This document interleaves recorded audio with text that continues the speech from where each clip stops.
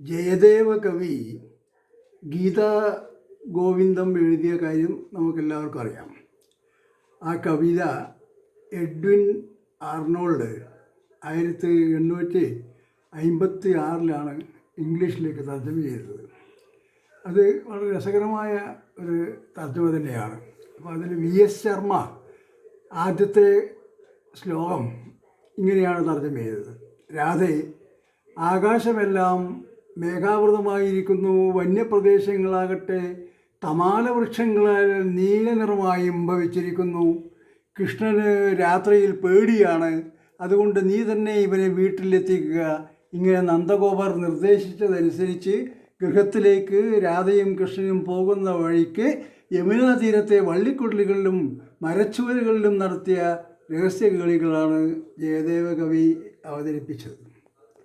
അത് അദ്ദേഹത്തിൻ്റെ ജയദേവയുടെ ഭാഷയിൽ പറയുമ്പോൾ മേഘൈ മേതുരമംബരം വനഭുവിശ്യാമാസ്തമാലദ്രുമൈർ നക്തം ഭീരുമയം ത്വമേവ തദിമം രാധേ ഗൃഹം പ്രാപയ ഇത്തം നന്ദനിദേശതശ്ചലിതയോ പ്രത്യസ്വകൃഞ്ഞത്ഗൃഹം രാധാമാധവയോർജയന്തി യമുനാകുലേരഹ കേളയ.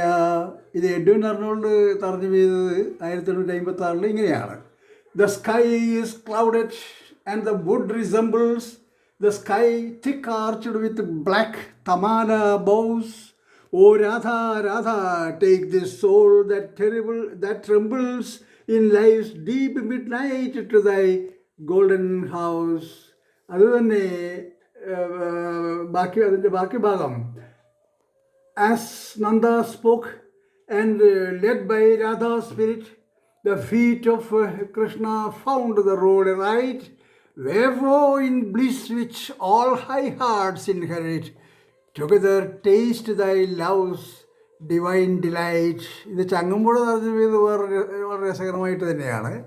കോടക്കാർ ഇടതൂർന്നതാണ് ഗഹനം രാധേ, തമാലാപ്തമീ കാടൊട്ടുക്കിരുളാർന്നതാണ് നിശയായോർത്താൽ ഇവൻ ഭീരുവും വീടെത്തിച്ചിടുകയാൽ ഇവന് നീ താൻ എന്ന നന്ദോക്തിയാൽ കൂടി ചേർന്ന് ഗമിച്ചു മാധവനും അന്നുൾപ്രീതരായി രാധയും. ഈ തർജ്ജമകളും അതിൻ്റെ മൗല വരികളും വളരെ രസകരമായി തോന്നിയത് കൊണ്ടാണ് ഇത് ഇവിടെ അവതരിപ്പിക്കുന്നത്. നമസ്കാരം.